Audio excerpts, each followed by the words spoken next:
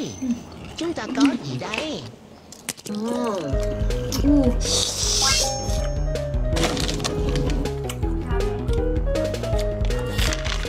quá. Lâu lắm mới được ăn cái buổi này chất lượng này luôn á. Đỏ ao thơm phức. Xúc xích của nhà Marvin, hàng Việt Nam mọi người nhá. Cái này là tôi cho thằng Chào ăn rồi và nó rất ưng, kiểu nó ăn ngấu nghiến và nó khen không ngừng nghỉ luôn đấy. Rồi. Xin ghế chứ. Mời mọi người hòa lăn qua cái ớt bột tứ xuyên nha mọi người.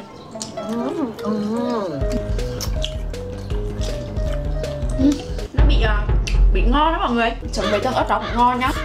Ngon quá. Cái buổi này chất lượng này luôn á.